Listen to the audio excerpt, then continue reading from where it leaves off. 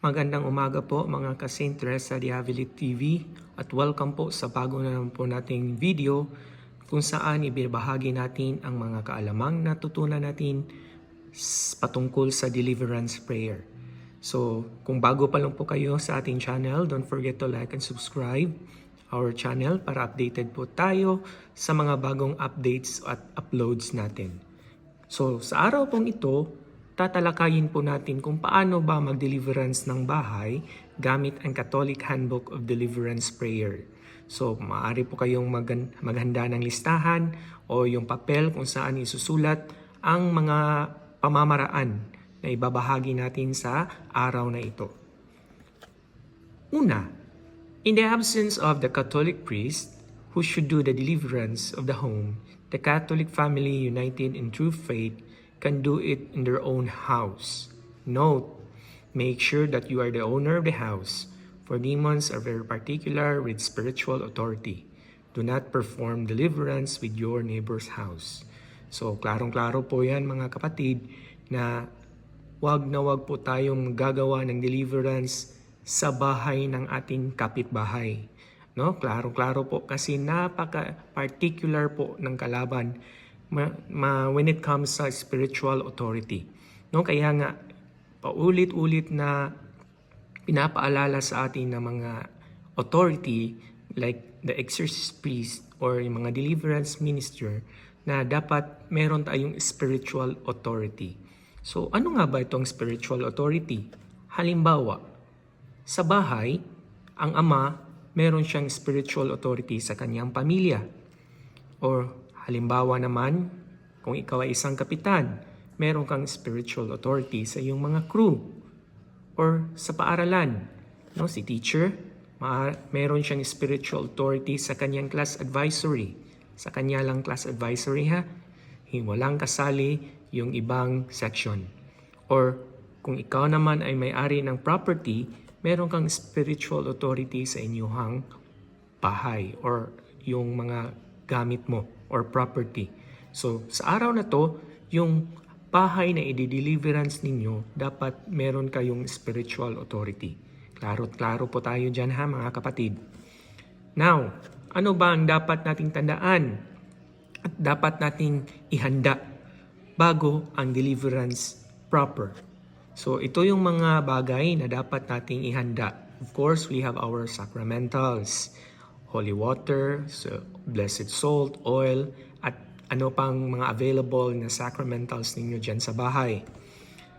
Of course, we need to prepare spiritually. Nandyan ang cares. We need to be in the state of grace. Confession, adoration, rosary, Eucharist, at sacramentals. Napakahalaga na dapat prepared tayo. We are in the state of grace para hindi tayo magambala or hindi tayo ma-retaliate ng kalaban. So, of course, parating pinapaalala sa atin ng ating mga otoridad na dapat we are in the state of grace.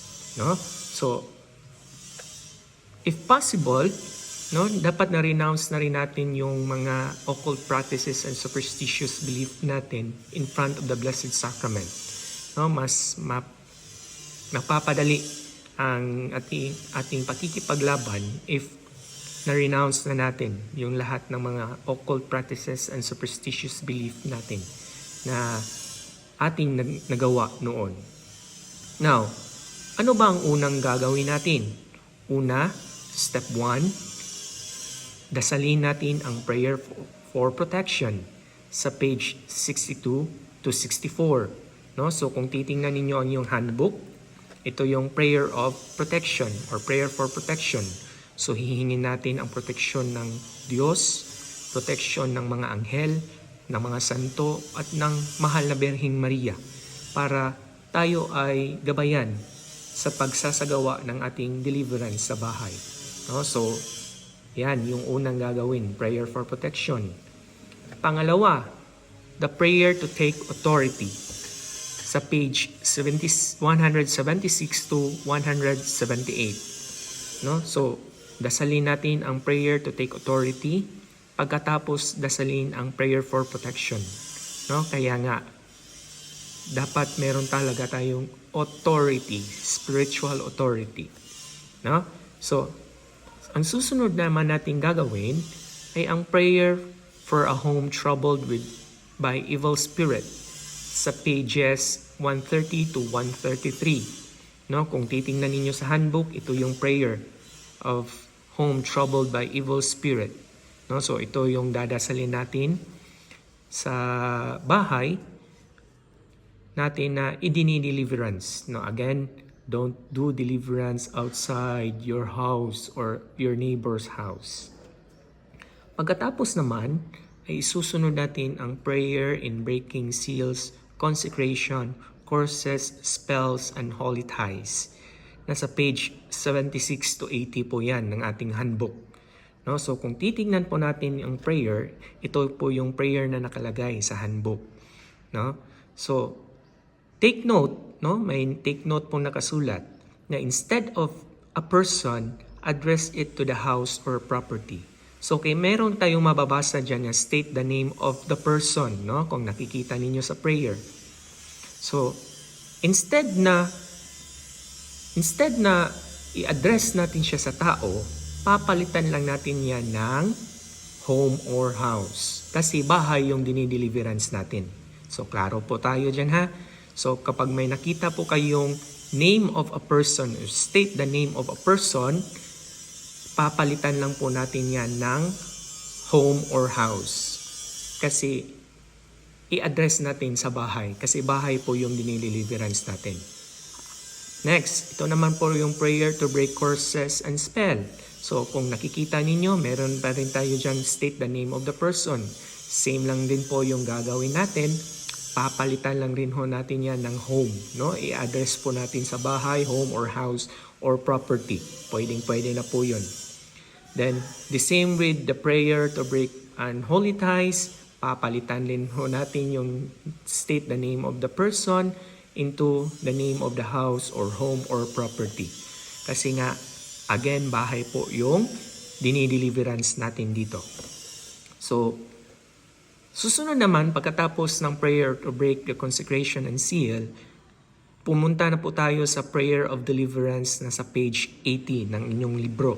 So habang dinadasal ang prayer nito, nag-sprinkle po tayo ng holy water, salt, and oil sa buong bahay.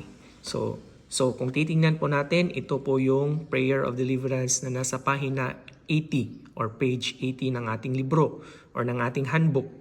So again, note, meron pa rin po tayong note na instead of person, address it to the house or the property. So simple lang, papalitan lang po natin yung state the name of the person ng bahay, home or house. So ganun lang po yung proseso ng pagpapalit, no? Address lang natin sa kung ano po yung dinideliverance natin. So kung dinideliverance po natin yung bahay, then gagamitin natin ang home or house. Pero kung dinideliverance natin yung mga object, then gamitin natin object. Kung tao, the name of the person. So, ganun po ang process niya. And then, pagkatapos ng deliverance prayer na nasa page 80, punta naman tayo sa prayer of deliverance na nasa page 192 to 193 ng ating handbook. So, ito na po yung prayer na nasa page 192 and 193. So, dasalin din po natin ito ng paulit-ulit, no? If possible, ma-cover yung buong houses and every room or kwarto ng ating bahay.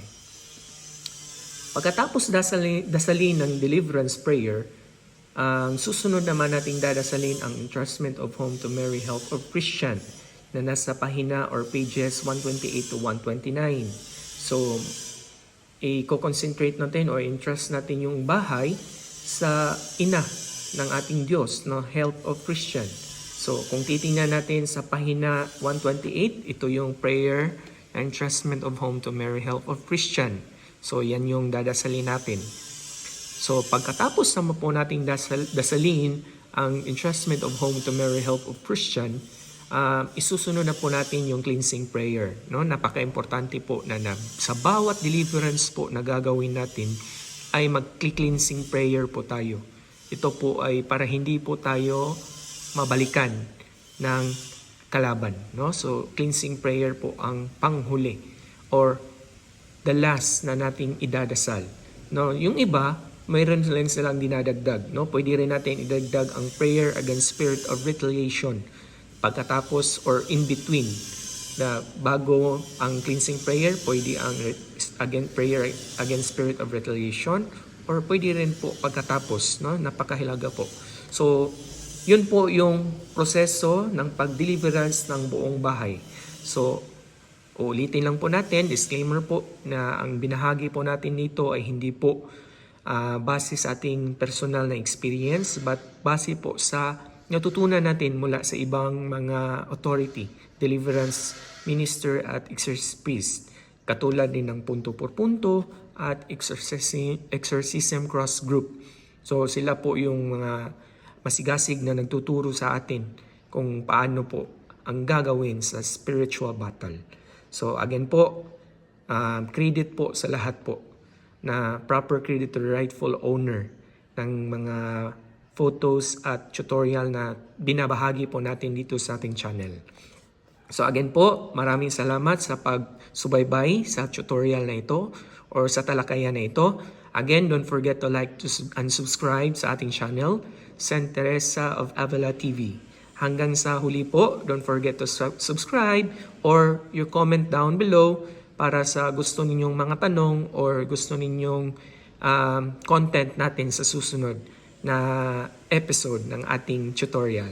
God bless po at maraming salamat at mabuhay po tayong lahat.